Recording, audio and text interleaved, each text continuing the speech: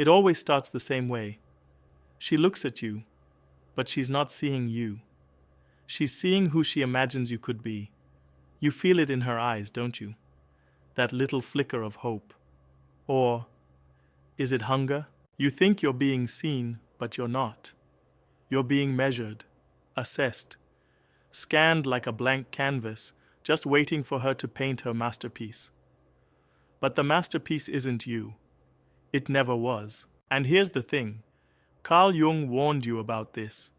Not with the soft words of some motivational speaker, no, but with the sharp, surgical precision of a man who spent his life staring straight into the psychological abyss of the human soul.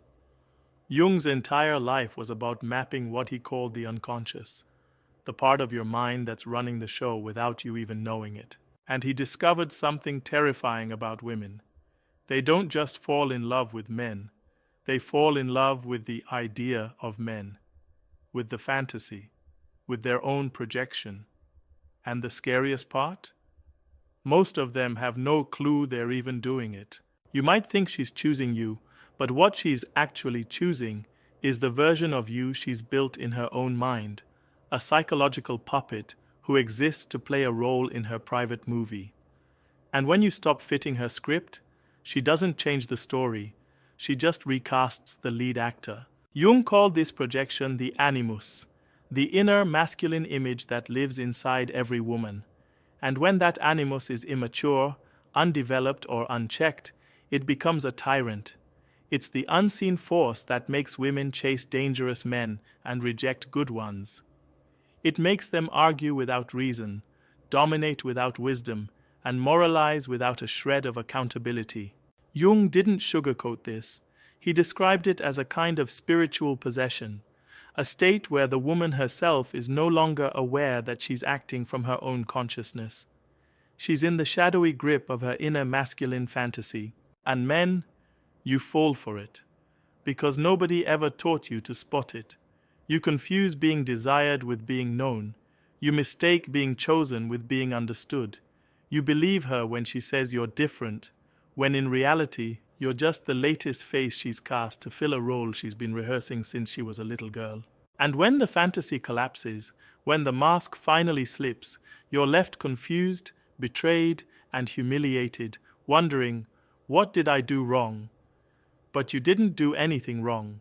You just stopped being a convincing actor in someone else's play. Jung warned that the only way out of this psychological theater is through what he called individuation, the lifelong brutal process of becoming whole within yourself. And here's the uncomfortable truth. Most men never start that journey. You've been trained to chase approval, to seek validation, to let women define your worth. And as long as you do that, you'll just keep playing the same role over and over again, getting replaced every time the audience gets bored. Individuation isn't glamorous, it's brutal. It requires you to confront the parts of yourself you've buried, the weak, the insecure, the broken parts. It demands that you stop blaming women for not seeing you and start seeing yourself. Because here's what Jung knew that most men will never understand. You don't become a man by being chosen. You become a man by choosing yourself. You don't earn your worth through her affection. You earn it by standing alone, fully awake, fully responsible, fully alive. A man who has faced his own unconscious can't be seduced by projection. He is no longer a puppet in someone else's fantasy. He is the author of his own reality. Jung saw that the greatest tragedy of modern men isn't that they're rejected, but that they're willing to mold themselves into whatever shape they believe will get them accepted. You call it compromise, you call it partnership, you call it love. Jung had a different name for it, self-betrayal. He warned that men who ignore their own psychic development become slaves to the feminine projection, bending themselves like wet clay into the shapes demanded by women who don't even know their own true desires. You stop being men and you start being masks, smiling, nodding, agreeing, performing, until you forget who you were before you even put the mask on. And women, they sense this. Oh, They sense it more than you could possibly imagine. The very thing you think will make her love you, the obedience, the predictability, the 24/7 availability, that becomes the very reason she loses attraction. Why? Because the feminine instinct, as Jung taught, isn't drawn to comfort. It's drawn to mystery, to risk, to the man she cannot fully define or control. The moment you make yourself completely known, with no boundaries, with no backbone, you don't become more lovable. You become invisible, disposable, replaceable. And yet, here's the paradox that keeps most men enslaved. You fear being alone more than you fear being fake. You'd rather lose yourself than lose her. You'd rather live in a role than face the terror of an empty stage. But Jung taught that until a man embraces that solitude, he will never be free. He wrote that individuation is a path for the brave because it requires you to die before you die, to let the false versions of yourself burn away so that something real can finally emerge. But let me tell you something nobody wants to say out loud. Individuation is lonely, terrifyingly lonely. Because as you walk that path, you start to see things you can't unsee. You start to recognize the games people play, the masks they wear, the lies they tell themselves just to feel safe. And when you try to share what you see, they mock you. They call you cold, arrogant, too serious. They accuse you of being the problem. But you're not the problem, you're the mirror. And people hate the mirror when it shows them something they don't want to face. Jung knew this well. He spent decades with patients who were terrified to confront their own shadow, the dark, rejected parts of their own minds they refused to acknowledge. And women, Jung warned, are often raised in cultures that reward them for avoiding that confrontation. They're told they're pure, emotional, intuitive, and complete just as they are. But Jung didn't buy it. He wrote that the greatest danger to women was their unconscious animus, that voice inside them that speaks with false certainty, false authority, and a false moral high ground. He warned that if a woman doesn't face and integrate this inner masculine force, she becomes a prisoner to it, projecting it onto every man she meets, blaming them for the very war she refuses to fight within herself. And here you are, thinking you're her savior, thinking you'll be the exception, that if you just love her hard enough, prove yourself loud enough, perform well enough, she'll finally choose you for you. But that's not how projection works. Jung taught that projection is a thief. It steals reality and replaces it with an illusion. And until both men and women wake up from that illusion, they are destined to repeat the same tragedy over and over again, each one blaming the other, never realizing they're both just dancing with shadows. And here's the most ironic twist of all. The woman who once saw you as her hero will one day see you as her enemy. Not because you changed, but because you failed to live up to the fantasy she cast on you. And she won't even realize she's doing it. Jung called this kind of psychological betrayal inevitable when neither person takes responsibility for their own inner world. You didn't lie to her. You didn't betray her. You simply disappointed the invisible character she invented in her mind. You were never him to begin with. And that's why she resents you, not for your flaws, but for failing to live up to the myth you never even knew you were hired to play. Jung once said, "People will do anything, no matter how absurd, to avoid facing their own souls." And nowhere is this more true than in romantic relationships. Men and women enter them not as whole individuals, but as walking projections, dragging their unlived fears, their unmet needs, their unresolved childhood wounds into the arms of another person they barely even know. You call it love, Jung called it possession, and like a man in a trance, you keep walking into the trap, thinking, this time it'll be different. But it never is, because you still haven't asked the most terrifying question a man can ask himself. What if I'm the one responsible for this pattern? You want to blame women. You want to call them manipulative, deceptive, shallow. But Jung would look you in the eye and ask, and why did you let yourself be chosen by that kind of woman in the first place? You see, the man who refuses to confront his own anima his own feminine inner world, is destined to be a slave to hers. You are not a victim. You are a volunteer. You chose to play the fool. You chose to be the actor in her private myth because facing your own emptiness, your own lack of wholeness, was far more terrifying than playing a part in someone else's fantasy. And here's where most of you will tune out, because this is where the comfort ends and the responsibility begins. Jung didn't offer cheap solutions. He didn't give you 3 steps to becoming an alpha male. He gave you the brutal, lifelong task of self-confrontation, of sitting alone in the silence of your own mind until the illusions start to crack, until the voice in your head that says you're nothing without her begins to die. And make no mistake, that voice will fight for its life. It will tell you that you need her, that you're incomplete without her, that no man can live without a woman's validation. But Jung's work whispers something more dangerous.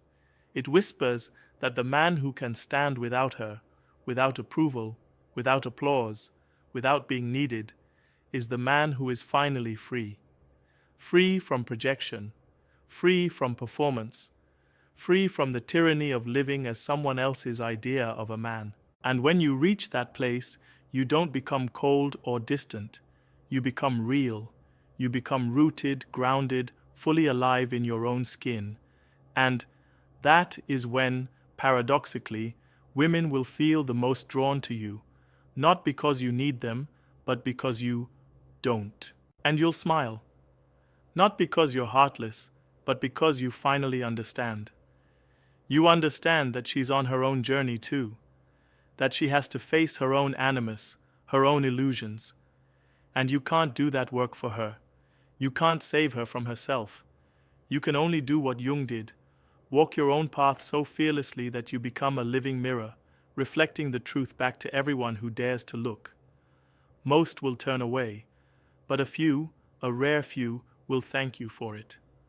And that, my friend, is the difference between being loved for the role you play and being respected for the man you've become. And when that moment comes, when you finally realize you don't need to perform anymore, you'll start to notice something strange. You'll notice how uncomfortable people get around you. They'll sense it, even if they can't name it.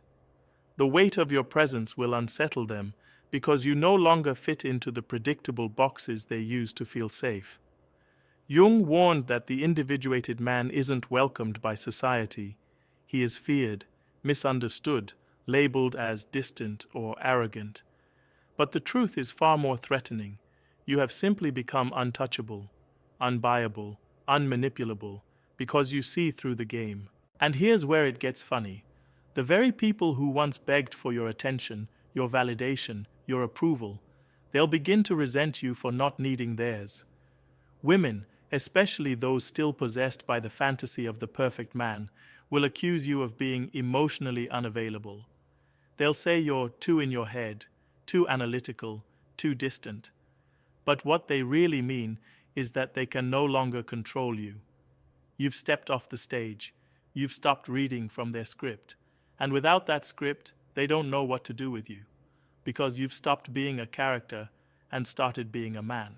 Jung once joked that the gods have become diseases, that what ancient cultures used to call divine possession, modern psychology just calls a neurosis. And make no mistake, men chasing validation are the most spiritually sick of all. You think you're being romantic when you say things like, "I'd do anything for her," or "she's my everything." But Jung would shake his head and tell you that what you call love is actually a refusal to carry your own soul. It's easier to project it onto a woman and make her the carrier of your hope, your meaning, your purpose.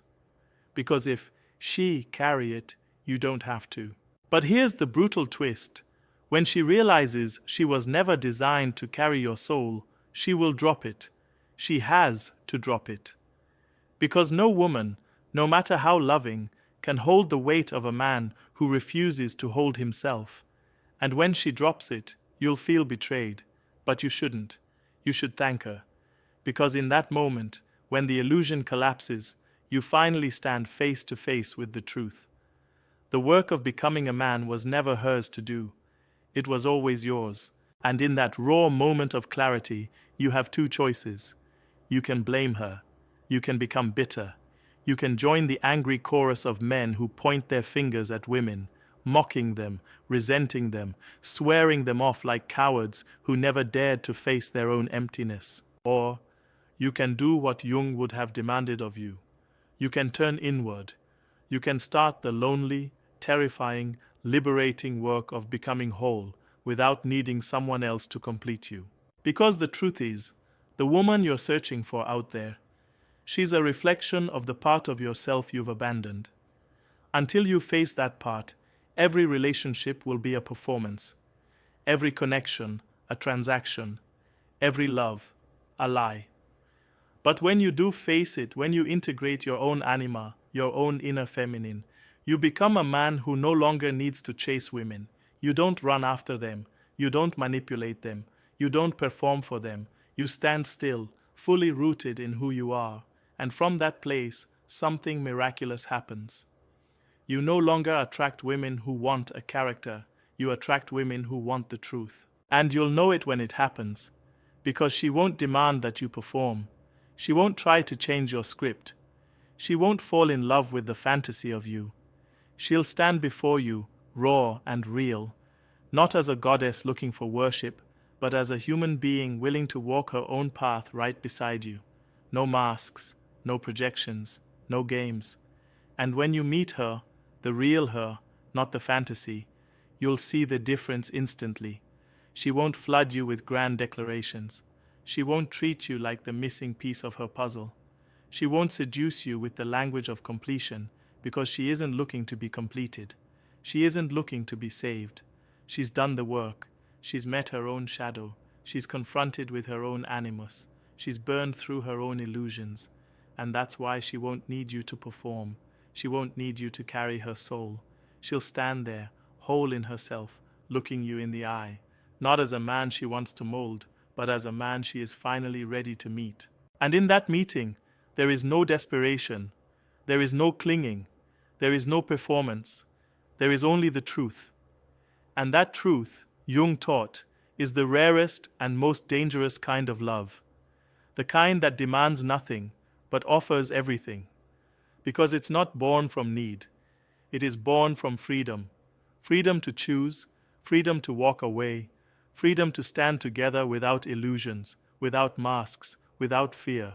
But let me warn you, most of you will never experience this, because most of you will quit before you get there. You'll settle for the performance. You'll settle for the fantasy. You'll settle for the temporary thrill of being seen as someone you are not, because facing who you truly are still feels unbearable. But if you have the courage, the brutal, gut-wrenching courage to keep walking, to keep standing alone, to keep stripping away every false layer you've built to earn approval, you will eventually find yourself standing at the edge of something terrifyingly beautiful. You will find yourself. And when you do, women will no longer be the source of your identity. They will no longer be the mirror you use to feel like a man. They will become something else entirely. Partners, not prizes. Mirrors, not mothers. Allies, not saviors. And you will love them not because you need them, but because you choose to. From a place of strength, a place of wholeness, a place that knows, without apology, who you are. Carl Jung didn't leave you a map to follow. He left you a warning that every man who refuses to confront himself will become a slave to the projections of others, especially the projections of women.